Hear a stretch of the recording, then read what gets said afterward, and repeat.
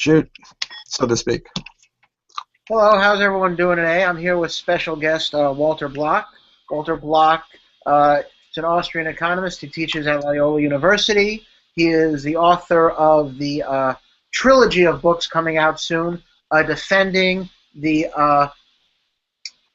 undefendable, the case for discrimination, legalizing blackmail, and a host of other provocative titles. How are you doing today? Pretty good. Thanks for having me on your show again. Anytime. Always interesting. Yes. Anyway, I guess my first question, and I asked you this, it was great to finally meet you in person. My first question has to do with fractional reserve banking. Because I'm not really sure my view on the matter, but when I was reading some stuff by Larry White, what he said seemed to make sense that under free banking, the problem with fractional reserve banking really is not the fractional reserve banking, but the fact that they get saved if they inflate, that they get saved by the government. But if you have free banking, certain banks would be able to inflate, and there'd be a contract. We are going to lend out your money, and people know that this is a fractional reserve banking, and they have to weigh it. Are they going to go to a bank that has fractional reserve banking and collect interest, or are they not going to go to one? And under free banking, they wouldn't be bailed out if the bank's reserve maximize the reserves. So the banks would be punished at the end of the day. So what's the problem with that? Well, there are two problems, two main problems. One, I think that fractional reserve banking would create the Austrian business cycle because we'd have extra money, which would lower interest rates, which would lead entrepreneurs to invest in earlier orders of goods, heavy capital equipment. And if that's so, we have a little problem because we have a market failure. If you think of fractional reserve banking or free banking as part of the market, as Larry White does, and you also agree that it creates the Austrian business cycle, well, then we have a case of market failure. And Austrians sort of run from market failure the way the, the vampire runs from the cross. It's anathema to our whole system. Our whole system is predicated on no market failures, which doesn't mean that individual entrepreneurs can't make mistakes. We're only human. We always make mistakes. But market failure means there's some sort of systematic difficulty with the free enterprise system. I think that's a minor problem. The major problem is not so much Austrian, but more libertarian. And the way Larry and George Seldrin and other free banker types see this, they see the basis of libertarianism, if I can put words in their mouth, and I think it's accurate, as contract. If you and I agree to something, well, that's it. Anything between consenting adults, and don't bother me with any details. Whereas I and Hans Hoppe and Guido Holtzman and Murray Rothbard and other opponents of fractional reserve banking or free banking see something very different. We don't see contract as the be-all and end-all. We see private property rights as the be-all and end-all, namely the foundation of libertarianism. Yes, contracts based on private property rights are fine, but hanging in the air with no support from private property rights, no. So first, let me give you some examples of contracts that are invalid. Suppose I hire you to go kill Joe, innocent Joe. I mean, that's an invalid contract.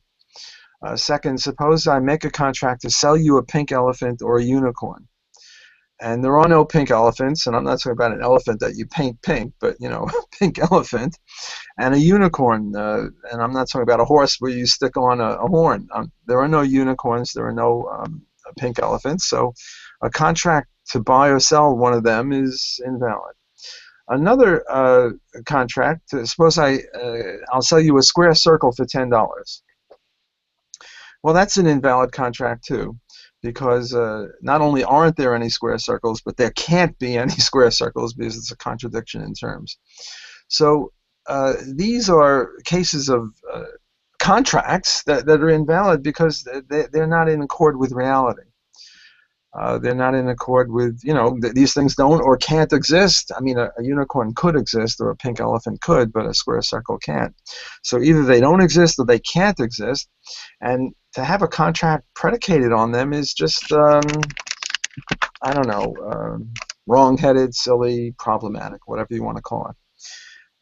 Right now in New Orleans, where I am, there are, I don't know, a million cars, say. I don't know if there are, but let's stipulate a million cars, hypothetically. How many titles to those cars are there? A million. If I start creating a few extra titles to cars with no cars, then we have a problem. We have more titles to property than property, and this is a problem. And it's exactly the problem with fractional reserve banking. You can't have more property titles than there is property. There was this wonderful movie, The Producers. Did you see that movie where Zero Mostel is making a play, Springtime for Hitler, a great play. Everyone should see that play and the movie. And he starts selling shares of this play to little old ladies. And, this little old lady gets 50% of the play, and some of the little old lady gets 75% of it, and somebody else gets 90%. You can't sell more parts of the play than 100%. I mean, there's only 100% of one play.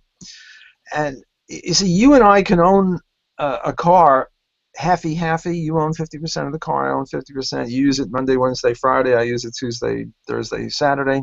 But we can't each own 100% of the car. We can only own 50% of the car. And yet that's exactly what these rascals are proposing in the name of Austrian libertarianism, predicated on mere agreement in contracts. Some fools agree that we can have this contract, and Larry and George, I'm not saying they're fools. I'm saying that they support this. I don't think they're fools at all. I think they're brilliant in every other regard except for this one issue. Right. Okay, so here's an example. I have $100, and I go to your bank and I deposit $100, and you give me a demand deposit for $100, and now I can spend that whenever I want. I can call upon you, because it's a demand deposit. I can call upon you whenever I want to give me that to give me that $100. But you dirty rat, are a fractional reserve banker. So what you do is you go and lend out 90 of it to someone else, and you give him a demand deposit. And now you have $10 and you have 190 outstanding, and you're bankrupt in the sense that your instantaneous assets, 10, are less than your instantaneous debts, 190, and you should be, put out of business because you're bankrupt. Now, if you had a time deposit, that's a little different. Like if I said I'll give you $100 and I'm not getting a demand deposit, I'm just getting a time deposit, say a year. So I can come back to you anytime and say, hey, give me back my 100, and you can say, well, sorry, I'll only give you 5 or 10, but I'm not giving you the 100 because I'm not obligated to do so until a year from now. And then you can lend it out to somebody else, and then there's no problem. Then if you have a fractional reserve time deposit, that's okay, because you're not obligated to pay it immediately. Now, there is such a thing as a fractional reserve parking lot, and there is such a thing as airline overbooking, and that would be the objection that White and Sullivan would perhaps offer. And in the article that I wrote with Hans Hoppe and Guido Holtzman, we dealt with that issue, and we said, look, if you have a parking lot with 100 spaces, you can sell 300 tickets, but you can't say that there's a guarantee for a space. You can just say it's a hunting license or a fishing license. Namely, you can come into the lot and look for a spot. Like what they do on airplanes, like they sell more tickets on airplanes, right? Yeah, they'll sell, say, 150 seats or 150 tickets for a 125 seat airplane, because they want to get a full plane, And a lot of times people punk out at the end that just don't show up, and so they sell 150 tickets and they fill it up with 125 people. Fine, but suppose 130 people show up for the 125 seats. Well, they are obligated to give a ride to 130 people, to 150, but only 130 show up. So what they do is they say, now, we need 5 people to, to give us their tickets, and we'll put you on a plane tomorrow morning, and we'll buy you a meal, and we'll put you up in a motel, and that's fine. But if 5 people don't hop up, then they have to say, well, that $500 we were going to give you, it's 600 or 700. Namely, they have to keep going until they meet their obligations. So I think that those would be legitimate, but not fractional reserve banking, where you have a very different kind of a system. Because then you have more titles to property than there is property. You have, in this case, 190 titles to dollars and only $10. And, that's just, the producers all over again. Right. So I guess just to make clear, let's take the airplane example. Let's say it said on the back of the ticket, you take your chances, or it's known that you take your chances, and more people show up, but they say, we're not going to put you in a hotel, we're not going to give you another flight. That should not be allowed? Right. No, that would be fine. A lottery ticket. In other words, look, suppose that that's another good defense of the white soldier position, and I appreciate that. Suppose that instead of a demand deposit, it was a lottery ticket. Namely, you put on the thing, I've got $10, I've got 190 outstanding, and if you come in, maybe you'll get your money, maybe not. That would not be a demand deposit, and that would be legitimate. Mm-hmm. But a demand deposit is something, it's as good as money. I demand that 100 because you gave me a demand deposit, you're the banker. Now, if all you gave me was a lottery ticket, or if all you said is, look, I'll give you the money if I've got it, well, that's not a demand deposit. Or I'll give you the money within a year. That's not a demand deposit. That's a time deposit. Larry White and George Selgin are talking about a demand deposit. And that means that there's more property titles chasing cars than there are cars, right? Mm-hmm. And that is a violation of private property rights, which supports, is the foundation of contract and the foundation of everything. And these guys just take the cut too high. Namely, they start with contract. They say, well, it's a valid contract, everyone agrees. No, it's got to be in accord with property rights. And I get back to the unicorn and the square circle and all that. Okay. So what I usually criticize fractional reserve banking to people, the number one response that I get is, well, if you didn't have fractional reserve banking, banks would not make loans. Well, that's preposterous.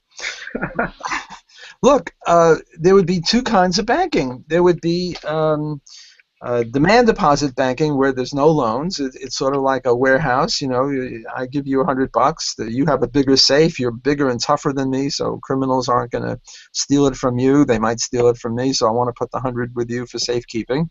And that's it, and there's no loans. Fine.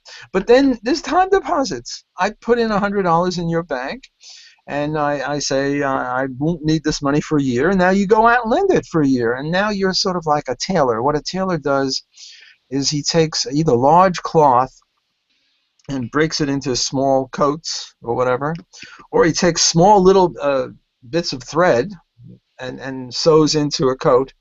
So, I'm giving you $100, and 1,000 other people are giving you $100, and you could lend money to Bill Gates because now you got a lot of money. Or Bill Gates puts in $1 million into your bank, time deposit, and now you lend out $100 each to little guys like me to, go start some sort of business.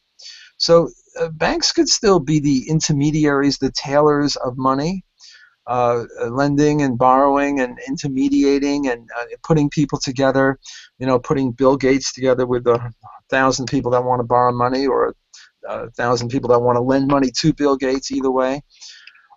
So I think it's preposterous to say that a bank couldn't function as an intermediary just because it didn't have fractional reserve banking.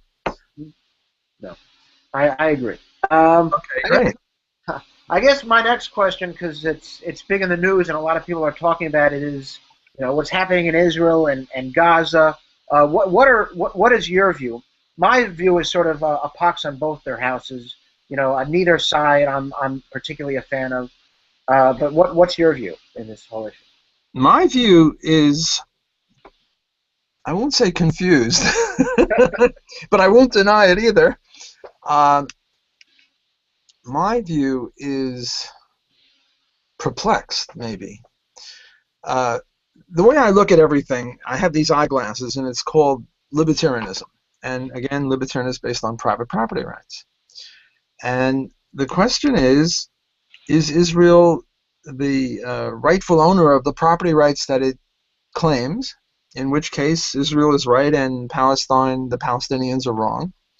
Or are the Israelis, the Jews, guilty of stealing land from the Palestinians, in which case the Palestinians are righteous in maybe not bombing civilians, but being miffed, being very perturbed that their land was stolen from them. And Murray Rothbard, who is my mentor, my guru, my morning star, my evening star, my everything, is very, very clear on this. Israel stole lots of land, and they should give it back, and then that's it. And the Palestinians are right. My own view is very, very much more perplexed than that. I don't think Murray is exactly right. So let's discuss some of the specifics. One of the specifics is the 1948 war. And what happened was Israel was declared a country. And by the way, you and I and Murray are obviously anarcho-capitalists. We're all anarchists, but we have to drop our anarchism, I think, for this analysis. We have to wear our minarchist clothing. We have to, because if we just say all states are no good, well, then then we get to your case, a pox on both of your houses. But I think that if you just do that, you're sort of punking out. You're not really getting into the nitty-gritty. You're not really addressing a real-world issue. You're sort of just ignoring it. So let's suppose that states are legitimate. I mean, I hate to say this, but may I be struck down?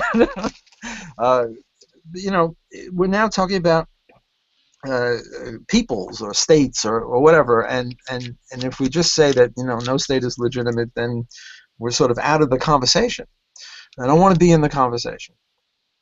So Israel was declared a state, and we'll now assume that a state is legitimate if all the people in it agree to the state. Of course, it wouldn't be a state then, but that's a whole other issue. And let's suppose that all the Jews agree to Israel, even though I know that there were some rabbis who opposed Israel because they don't want Israel to be a state until the who's that guy comes? The Messiah, the Neturei Karta. The Messiah, until the Messiah Neturei comes. Karta is that group. Right, but let's forget about them for the moment. We have to simplify, because I want to focus on property rights, as a good libertarian should. And okay, so here's the Israel is declared a state, a legitimate state, and it's got certain property, say just the property owned by Jews legitimately, which isn't much, but it's something. Now the Arabs don't much like this, so the Arabs are going to attack. And what the Arabs do is they send out a message to all the Palestinians there. They say, hey, Palestinians, I'm putting words in their mouth. They didn't say hey, but roughly they said something like, get out, because if you're there, then you sort of slow us up and we can't really kick Jew butt because we're afraid of hitting you. Whereas if you get out, then we'll pulverize these people and these vermin, and after we drive them to the sea or kill them all or whatever, then you can come back and things will be cool and groovy. Okay, so the Palestinians leave. Not all of them. Many of them leave. And what happens is that the war turns the other way around, namely the Israelis win. It wasn't even much of a, I don't even know if they had the IDF. It was mainly the Stern Gang and some other gangs there that fought them. And they were very corrupt. The Egyptian generals were selling, guns to the Israelis and all. So anyway, they lose. Okay, so now the Palestinians want to come back. And the Jews say, as Cartman would say, screw you guys, screw you guys, screw you guys, you can't come back. And the Palestinians say, what do you mean? We didn't do anything wrong. We went on a vacation, in effect. We left our territory. You go on a vacation, you come back to your house, you expect to live in your house. Or we were just doing it for safety reasons, which is legitimate also. And the Jews, or the argument in favor of the Jews is no. It wasn't safety, and it wasn't a vacation. Rather, it was aiding and abetting the enemy. You were a traitor to the Jewish state, and the Jewish state includes Palestinians. And by the way, there were some Palestinians who didn't leave, and those Palestinians are now Israeli citizens. So Murray takes the view that Israel is totally wrong. The Israeli supporters take the view that Israel was totally right. I am perplexed. I'm not sure. I don't know how to weigh this. It seems to me almost imponderable. It seems almost like a continuum problem or a gray area. If you go to bed with a 5-year-old girl, you're a statutory rapist, even if she agrees, because we don't think she's capable of agreeing. If you go to bed with a 25-year-old girl or woman and she agrees, well, then you're not a rapist, because we think 25-year-olds can give consent. Well, what about a 15-year-old or a 14 or a 16 or a 12 or a 17-year-old girl? I don't know. There's no red line in the sand where you say, well, it's 16 years and 4 months, and that's it. And a similar thing sort of seems to me to be operating with, well, how do you interpret the Palestinians who left? Were they traitors to the country? And if they're traitors, then given, we're now statists here, and you and I are statists, well, they should be punished, and, certainly they should lose their land. Okay, so another perplexity is Jews also lost land in Egypt, in Syria, in Iraq, or wherever, and they were never given their land back, and they feared to return, because if they return, they'd all be killed.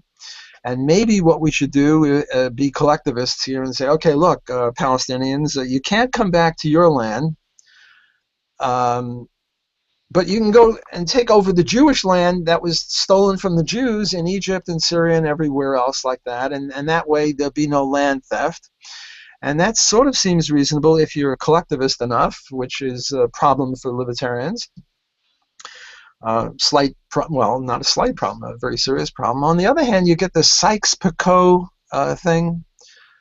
Sykes was an Englishman and Picot was a Frenchman, and the way they divided up Iraq and Iran and all these places when the Ottoman Empire and the Turkish people left is, I don't know how they did it. They just sort of drew lines on a map and said, okay, this is Iraq, this is Iran, this is Syria, this is Jordan. And what they had it was sort of a recipe for fighting forever, because you had Sunnis and Shiites and Kurds all in the same country. Whereas if you had any rationality, you would have, Kurdistan or Sunnistan or Shiitestan. Namely, the countries would be the peoples. And I think Murray, I'm not sure of this, but I think Murray disagreed with the Sykes-Picot divvying up of the Middle East as, just a disaster. Well, if he's going to be true to that, then he should support this idea of, well, okay, the Palestinians can't come back to Israel, but they can take over the Jewish land in, Egypt and Syria. Okay, so that's one big mess. The second big mess that I'm not able to figure out right now, but I think to just articulate indecision and confusion, in a brilliant way, is a positive contribution, because now maybe people listening to this will say, "Aha, Block, you missed this," and then together we can get more clarification. Okay, so the second issue is some of the Jewish land was legitimate. Jews have been there since the year one, and they've homesteaded and everything was fine. But then a lot of the Jewish land in the early 20th century was purchased, not homesteaded, but purchased, and it was purchased on under Ottoman or Turkish rule, under the law. Namely, if you were a Jew in 22, and you wanted to buy some land, you would go to the owner, and you'd say, "Hey, owner, I'll give you, $10,000. Give me this house, or give me this acreage, or whatever it is," and the guy would say yes, and that was fine. But the problem was that, from a libertarian point of view, that this land was not really the Turkish or the Ottoman, or I'm not sure. I'm a little weak on history here. The claim is that this land was not really properly owned by whoever the Turks or the Ottomans said. It was rather owned by the Palestinians, from whom the Turks or the Ottomans stole it, and therefore when the Jews bought land, they bought stolen land. And therefore it should be given back to them. And so we get another chunk. I don't know what the percentage is, but another chunk of land in the Israeli hands is claimed to be owned by really owned by Palestinians in righteousness, even though the land titles were bought legitimately, in quotes, namely under Turkish or Ottoman or rule from Austria-Hungary or whoever was in charge there.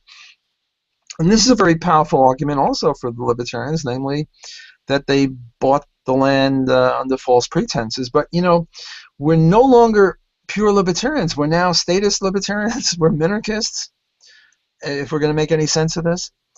And now it seems imponderable to me. It seems confused to me, or at least I'm confused about it. I'm not clear as to how much weight I should give to this.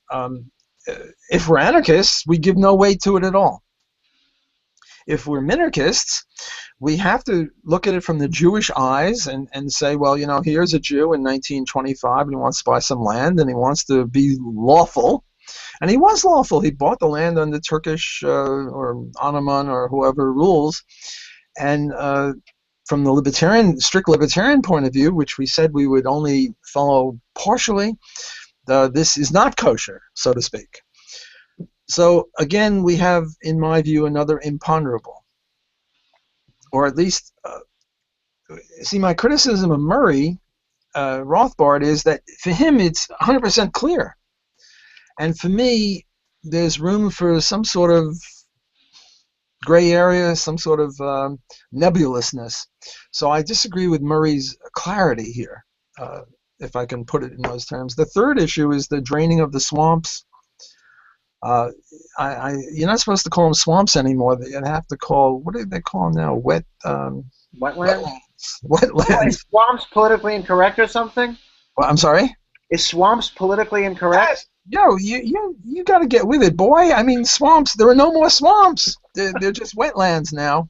They've been promoted or demoted. Right. I was told the other day that there are no waiters. Now they're called servers or something. That's right, servers. There are no waiters, and there are no actresses either. Everyone's and no janitors. It's the custodial arts. That's it. And no firemen. There are firefighters. So we have to be politically correct. The wetlands, or, well, draining the swamps, actually, we're not that politically correct. And I'm not sure about that either. Some people say, well, it's all well and good to drain the swamps, but the Palestinians were working in the swamps, and they've been working there before the Jews drained them. And I don't know about that. I don't know the history well enough to know how much veracity I should give to that. On the one hand, swamps are a pain in the ass. They got crocodiles in them, and they could bite you, and they're not worth much. And on the other hand, if people were homesteading those swamps, and I'm now doing a book on privatizing oceans and rivers and lakes and swamps or wetlands, so maybe they should have owned it, and I don't know the facts. So maybe Murray knows the facts of this better than I do. I'm not sure. But you asked me, what is my view on Israel? And my view on Israel I'm Jewish, by the way, and Right. I have a little, whatever, I don't know, fellow feeling for they're my cousins out there, and they're being bombed, and part of me is very much pro-Israel, and part of me is not pro-Israel because of this land issue. So I don't like my answer. Usually, when you ask me a question about, I don't know, racism or fractional reserve banking or minimum wage or something, I'm as definite as Murray is on this issue, and I don't like the fact that I'm not definite on this issue. I need to do more research, but then again, I'm not a historian, and I'm more interested in theoretical stuff than which Jew or which Palestine did what to whom in 1932.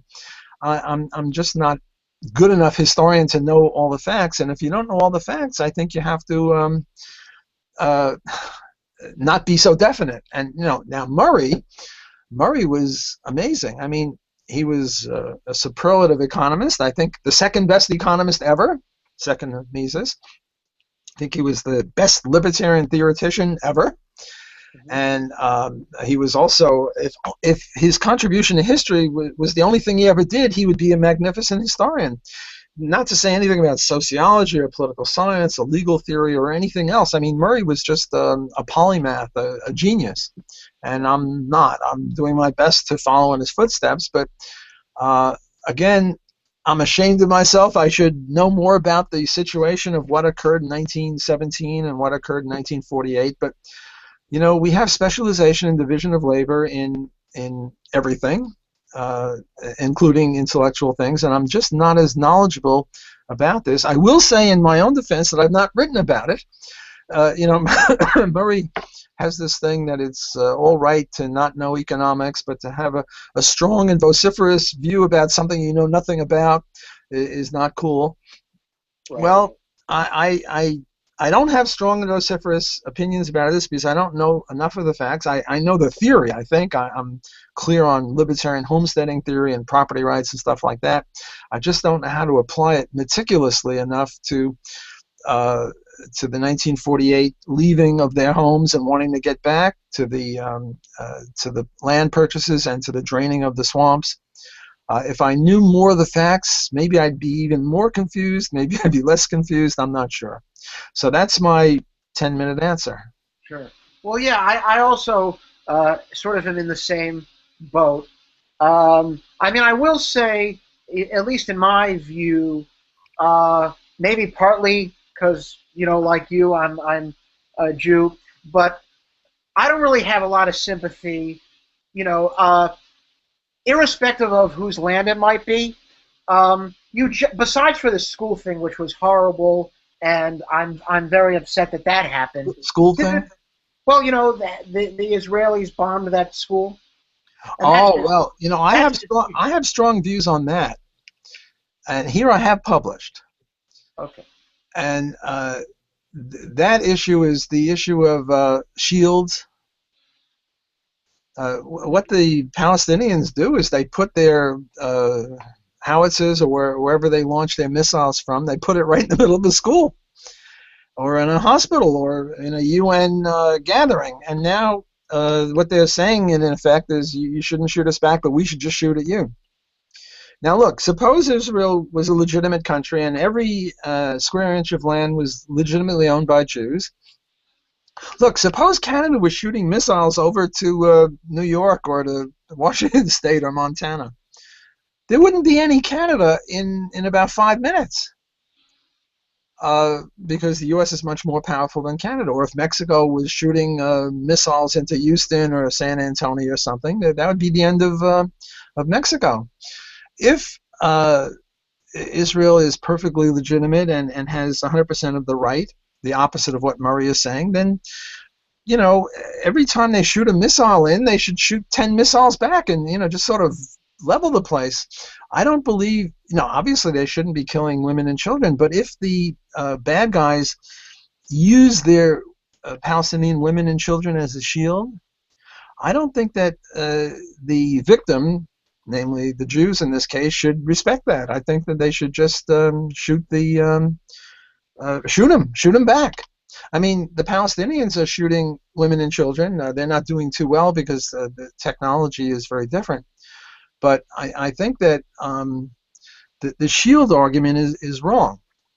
Namely, if I grab you and I'm much more stronger than you, and I get behind you and I grab you under the arms and I stick a gun right under your arm, and now I'm shooting, I don't know, Joe, whoever Joe is. And now the question is, and by the way, you have a gun, but you can't turn around and shoot me. I'm the bad guy. And Joe has a gun. And now, should you, and Joe can't run away. There's a closed door, and I'm shooting at Joe, and Joe's got a gun, and you've got a gun, and I've got a gun. We've all three got a gun, and I'm shooting at Joe. And now, should Joe shoot at me, and the only way he can get me is right through you? Mm-hmm. Should Joe just say, well, Mike is an innocent person, an innocent shield, and I can't shoot Mike, and that's it. And that's Murray's view. That Joe can't shoot you, and my view is the exact opposite. I use a reverse or negative homesteading here. You're the first. With Ayn Rand. I'm sorry? So it seems like you share Ayn Rand's view. Yes, I'm a Randian on this one. I think that well, her analysis is different, but we come to the same conclusion, namely, suppose there's a lightning strike. Now I have a wristwatch here, and there's a lightning strike that's going to kill me, but I can use my magic wristwatch to divert the lightning to you. One of us has got to die. And my claim is that I am the one that has to die because I'm the first homesteader of the misery, and I can't push off or pawn off the misery onto you. Mm-hmm. So if lightning is going to hit me, and the only way that I can save myself is killing you, then it would be a violation of libertarian theory to use the lightning to kill you. I have to accept the death to be compatible with libertarian theory. Well, you're the first homesteader of the misery because I grabbed you first before I was shooting at Joe. Mm-hmm. So I think you may not shoot back at him even though he's shooting at us. Now, he doesn't want to hurt you. You're an innocent bystander. He realizes that you're not shooting your gun at him. But the only way he can stop me from shooting you is put a bullet right through you that goes through me. Let's say bullets, go through people. And I think he would be justified in shooting. Well, this is what I'm doing is roughly what the Palestinians are doing. I'm putting my rocket launchers right in the middle of a school or right in the middle of a hospital or something. And then I'm getting miffed when the Israelis shoot back? No, that's crazy. Mm-hmm. I mean, and Obama is in a very ticklish position to worry about women and children. I mean, he represents a government that bombs weddings. Hiroshima, Nagasaki, Dresden. That wasn't him. That was, to be fair, that wasn't him. He can't be responsible for what other people have done. True, but he represents the government. So as a government president, as the U.S. president, as a private Obama, he's fine. He can say whatever he wants. But as the representative of the U.S. government, given my statism now, I'm becoming a statist. Oh, by the way, I have given up anarcho-capitalism. I now believe in a government apart from this, and the government should have one function, and that is to force everyone to read Man, Economy, and State and Human Action, and we should have taxes just for that purpose. I'm kidding, of course, but that would be my deviation from anarchism. But as the President of the United States, saying that the U.S. view is that you shouldn't kill women and children, this comes with particular ill grace from a government that slaughtered, tens of thousands, hundreds of thousands of people in Hiroshima, Nagasaki, Dresden, and other places like that. So he, as a private citizen, I think, you're right. He can say that because he didn't order that. Although he's been ordering drone attacks on weddings, where he kills, one terrorist. Terrorist is somebody you don't like. And he kills, 25 other people at the wedding or at the funeral or whatever. So that is his fault. Hiroshima and Nagasaki, no. Sure. If you're a bad guy and you run into a movie theater, I can't blow up the movie theater. Right? Well, the problem with that is what you have is a movie theater. It's got a lot of people, and now you're subtly depending upon numbers. And let's say there are 300 people in the movie theater, and there's a terrorist there, and you can't bomb the thing because to kill one person you lose 300 innocent people. But suppose this guy's shooting from the movie theater. He's not just sitting there watching the movie like a nice terrorist. He's actually launching bombs out at people. Now can you bomb the whole place? Well, why is your life worth more than the people in the movie theater? Why, to save your own life, you have a right to sacrifice the people in the movie theater? Not my own life. Let's say he's shooting at another movie theater, and there are 300 people at each movie theater. So we can now get rid of the numbers, right? So here's movie theater A with a terrorist, and movie theater B with you and I in it, and movie theater A terrorist is shooting a bomb that if the bomb gets off, it'll obliterate our movie theater, and 300 people will die. Now, I'm not saying that our 300 lives are more important than the other 300 lives.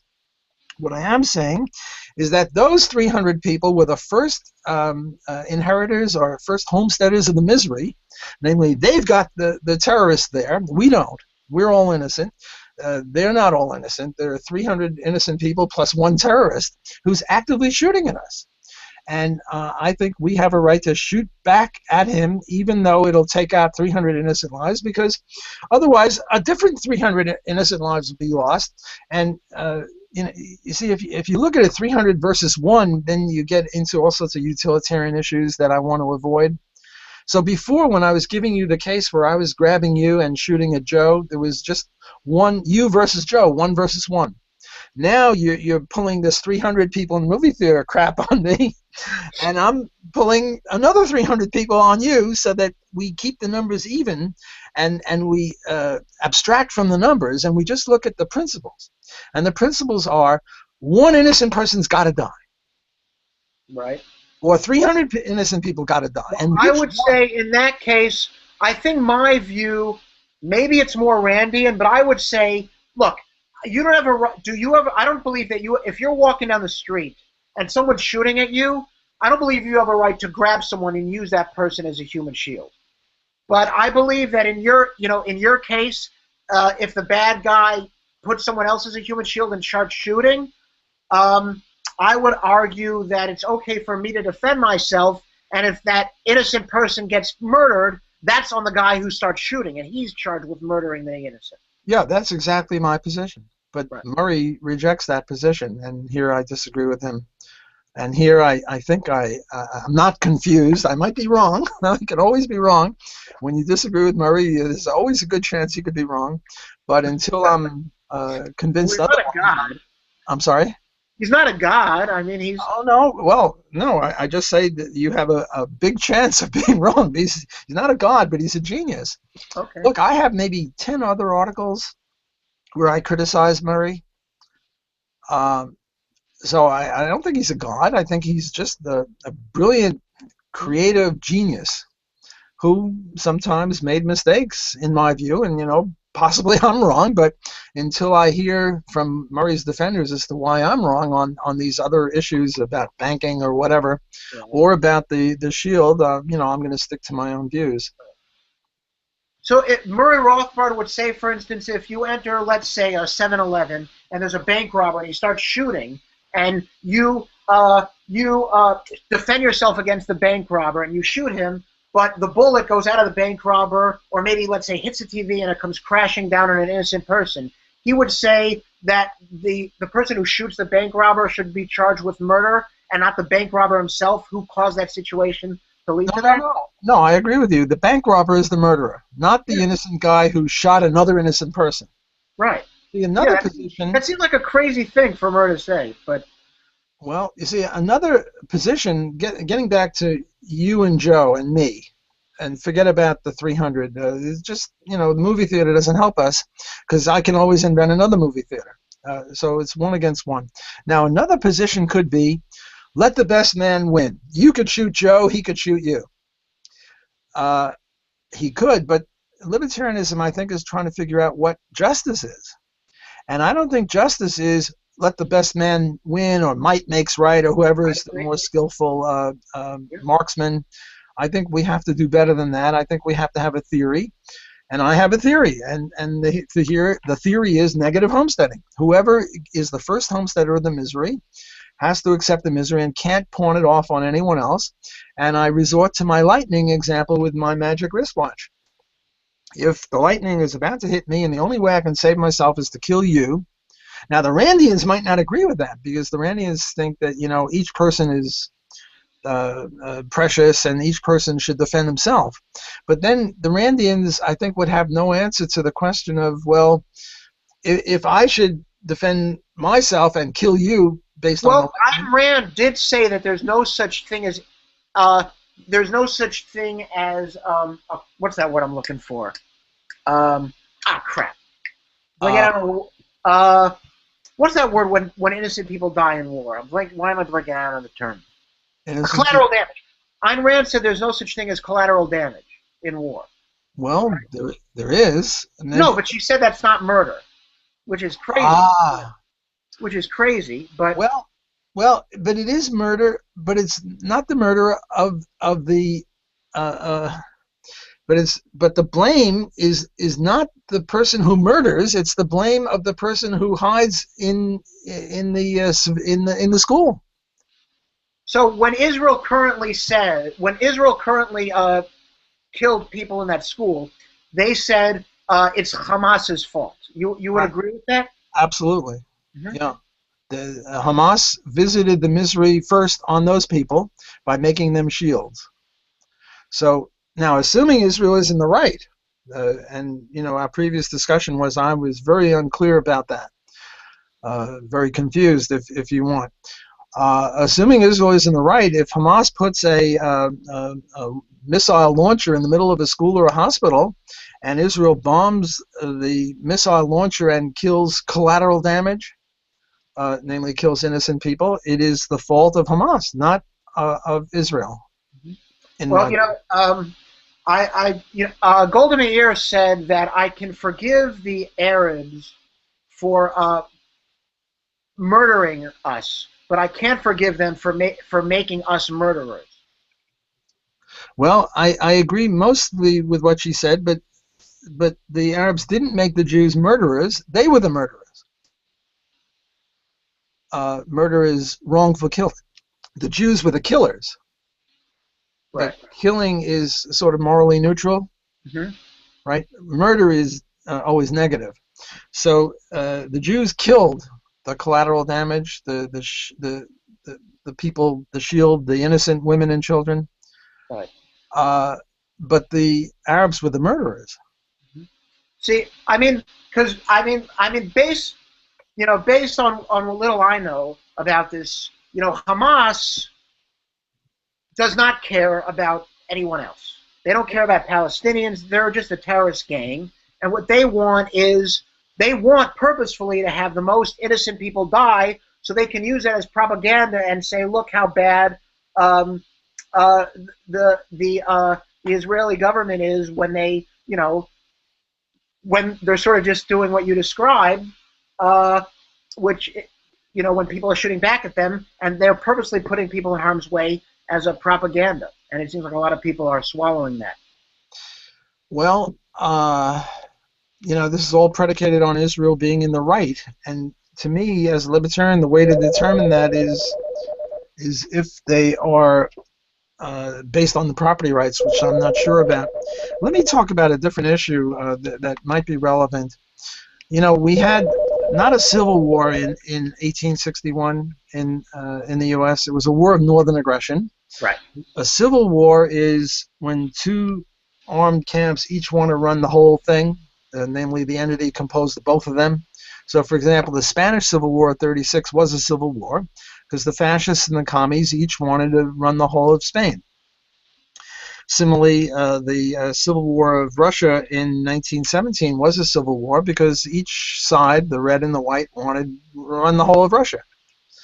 But the War of 1861 was a war of northern aggression, or a war to prevent southern secession, because the Southerners didn't want to run the North, whereas only the North wanted to run both. Mm-hmm. Okay.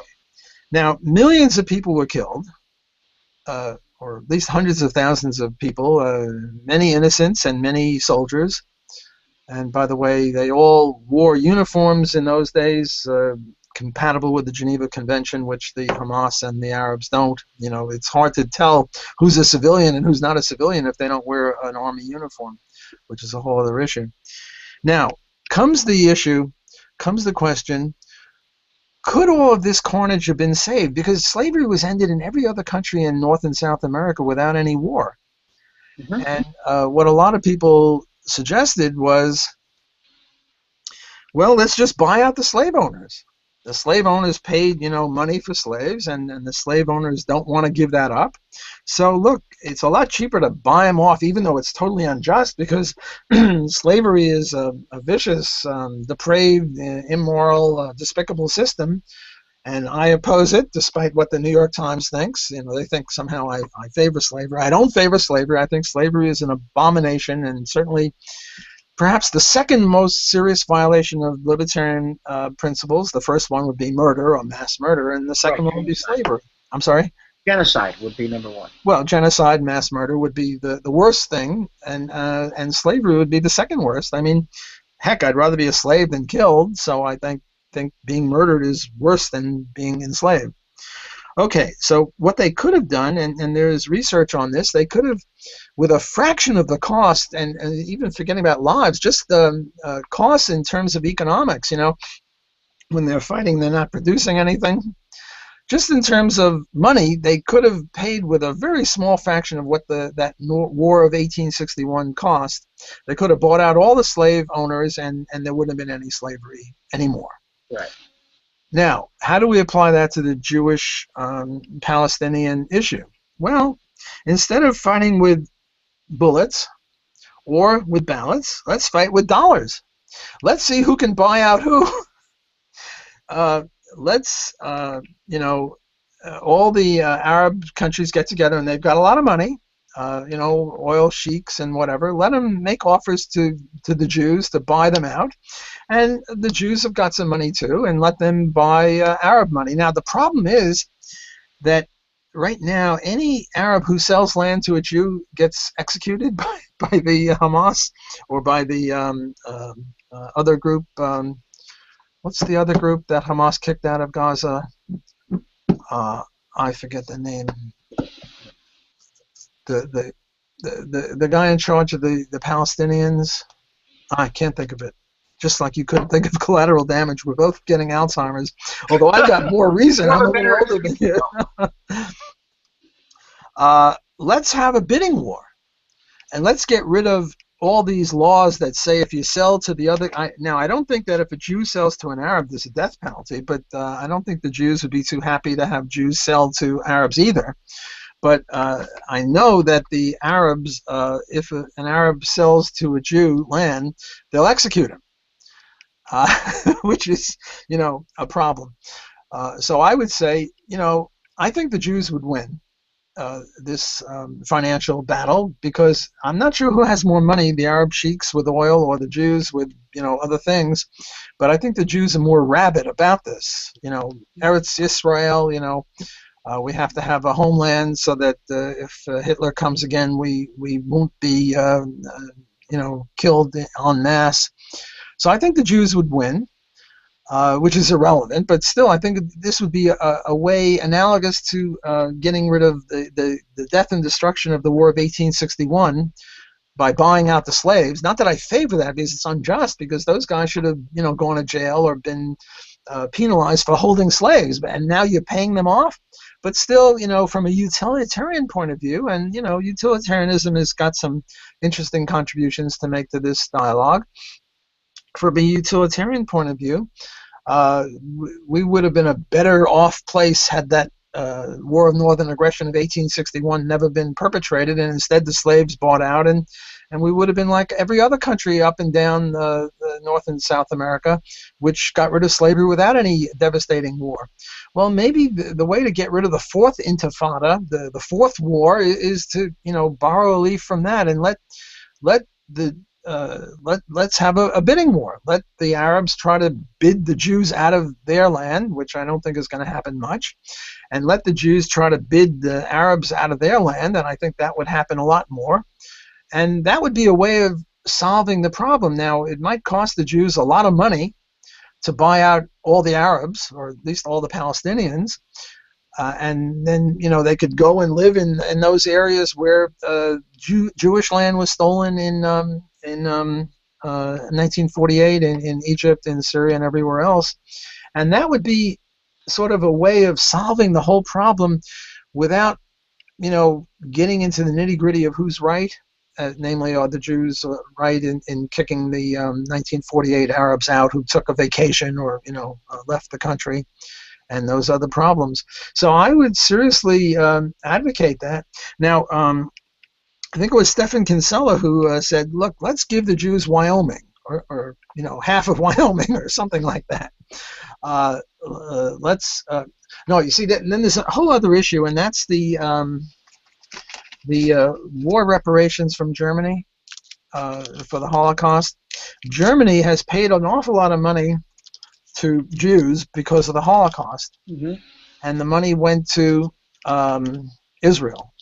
Now, another argument is they shouldn't have paid money. They should have given, I don't know, 1/8 of Germany to the Jews, and have Israel right in the middle of Germany, maybe right near Munich, or I don't know, near one of those concentration camps.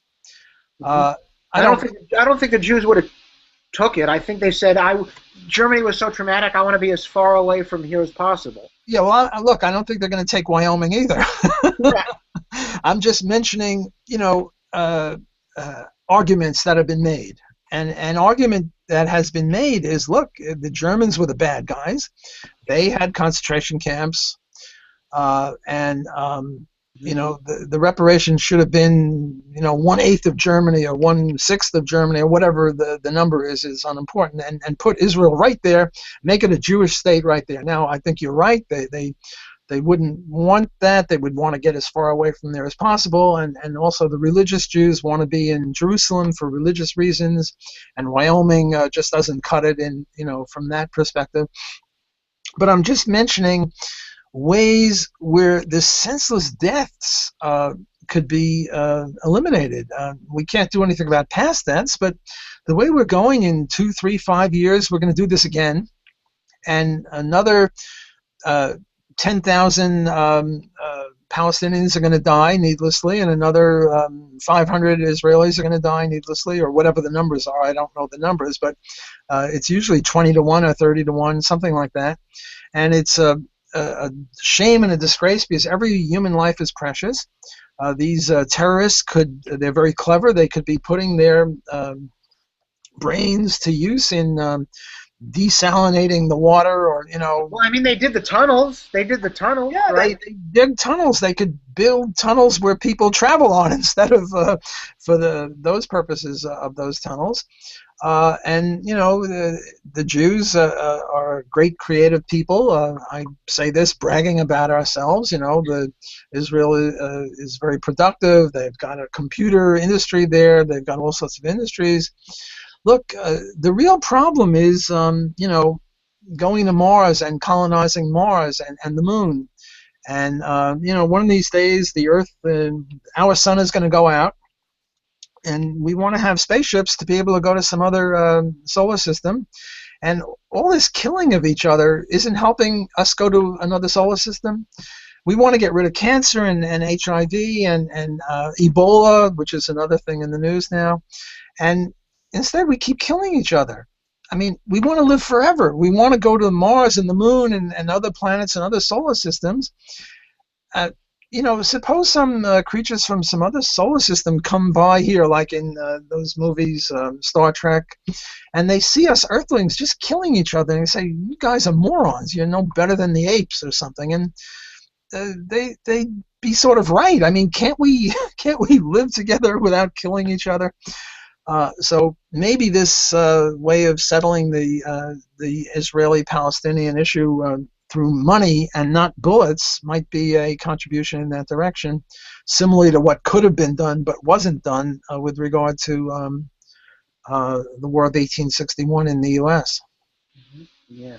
Yeah, a lot of people ask me about this topic, and I sort of wanted to I sort of wanted to shut up about this topic because it seems a lot of libertarians are on the Palestinian side, and I'm not, mainly because uh, generally speaking, the Palestinians more than the other side uh, straps on bombs. They go to pizza restaurants. They blow stuff up. So it's hard for me to be on a side uh, uh, where people purposefully blow innocent people. Whereas the other side, yes, they kill innocent people, and this is horrible. But this is not on purpose. This is not just strapping a bomb and blowing yourself up to see who can kill the most amount of people. Well, on the other hand, what you're really dealing with is a first world power, Israel, with a third world power. I don't know. In Vietnam, the U.S. was a first world power, and Vietnam was a third world power. And guess who won that war? It wasn't the U.S. And the same thing with Russia and Afghanistan. When Russia was in Afghanistan, Russia was a first world power. Afghanistan was a third world power, and the Russians had to leave with their tails between their legs too, as in the case of Vietnam. So you can't always tell, but Israel certainly is a higher tech, with the Iron Dome missile protection, anti-ballistic missile systems. It's just an unholy mess. I'm sort of, I'm a Jew, so I have this visceral love for Israel. On the other hand, I'm a libertarian, and I have this visceral hate for needless deaths. Mm-hmm. And we're just serving up needless deaths. And I think, getting off the Israeli-Arab thing for a minute, there are Arab deaths between the Sunnis and the Shiites. And it seems to me that Sykes-Picot is responsible for a lot of that. If they would just make, a Kurdistan and a Sunni stan and a Shiite stan, 3 countries, then they wouldn't be fighting with each other. I mean, this guy Maliki is, on the one camp, and he's hurting all the other people. The same thing with Syria. What they ought to do is have secession, again, not down to the individual level, as the anarchists would say, but secession to the level of ethnic groups. The Sunnis, the Shiites, and the Kurds each should have their own country. Turkey isn't going to like that because there are Kurds in Turkey that Turkey doesn't want to let go of. But I think that a long-run prognostication for less killing would be to take, the eastern third of Turkey, I guess, would be the Kurds, and link them up with the Kurds in Iraq. I mean, the only good thing about these wars is that we get to know geography better. Yes. I mean, that's the Mark Twain line, right? What did Mark Twain say? God created war so that Americans would learn geography. I didn't realize he said it. He stole it from me, by the way.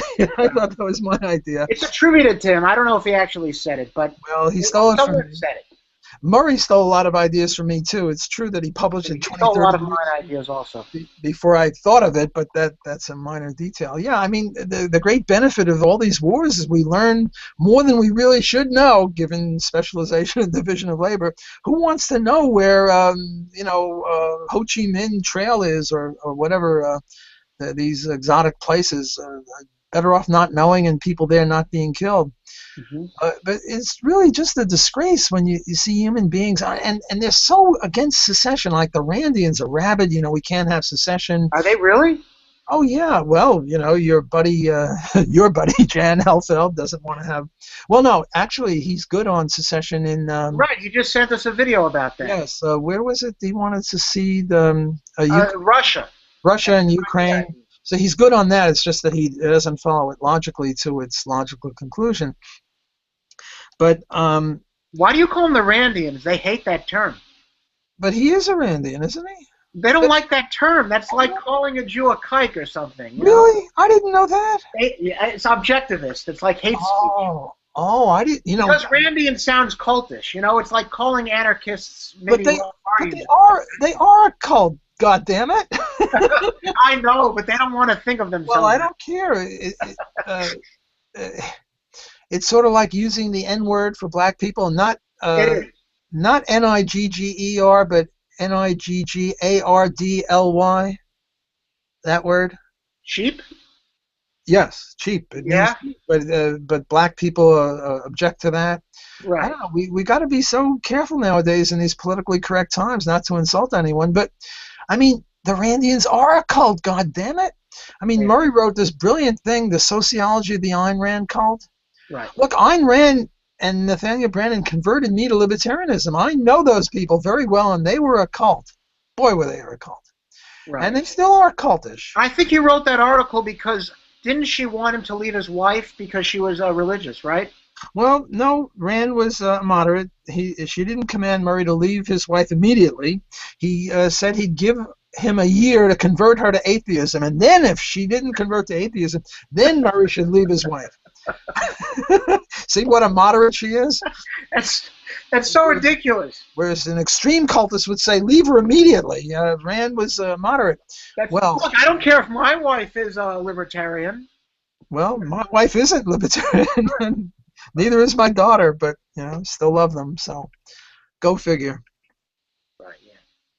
So anyway, what were you saying? I interrupted you with when I you. was saying something brilliant, but I forgot what it was. Right. Well, it's been about an hour, and these things usually go for an hour, so Sure. maybe we should wrap up. But we're going to go once a month, and it's Yeah, that's always a good. joy, and it was great to meet you at the Mises University. Yeah, a lot of fun. Just a wonderful experience. Anyone who hasn't been to the Mises University is missing out. And not only Mises University, but the Mises Institute, which has many, many more offerings than just the Mises University.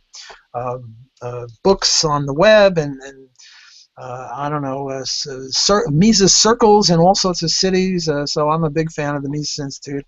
And let me end with an advertisement for my own school, Loyola University. I'm having a little trouble with some of the people here now, but we do have about 10 people, the entire economics department, and maybe 5 other professors who are very, very free enterprise. And therefore, we got a whole bunch of students who are free enterprise libertarians. So if students come here, transfer or from high school, you'll be a beautiful swan. You won't be an ugly duckling that you will be at most other schools. Cool. What is the problem with the New York Times? Is that you said there's a problem with that? Is that still? Well, the New York Times said I favored slavery and I'm a bum. And They're then the still on president, that, huh? I'm sorry? They're still on that. Oh, I'm suing them. Yeah, I'm going to sue them. Yeah. And then the president of my university said, Block is a disgrace because he favors slavery. And I haven't got an apology out of him yet, but, I'm working on that. And as soon as I do, then that issue will fall apart or end. And if I don't, I'll sue him and the university as well. But still, come here, students, because we got a lot of professors here. We got maybe 10 out of about 250, which is a very, very high proportion. I mean, at next door Tulane and at LSU over in Baton Rouge, they don't have one professor who's a libertarian. They had Eric Mack at Tulane, but he's retiring. So come on down to New Orleans. The water is fine, or rather, there's no water anymore since Katrina. The place is recovered. Cool. Well, I don't know. I don't know if it's going to help you, but maybe you should tell the person who accuses you of being pro-slavery. You should say to him, "Well, the New York Times and maybe even you are pro-slavery because you're against secession." I don't think that'll work, but it's a good idea. All right. Take care, and thanks for Anyway, having me. great having you on. Take care. Bye. Bye.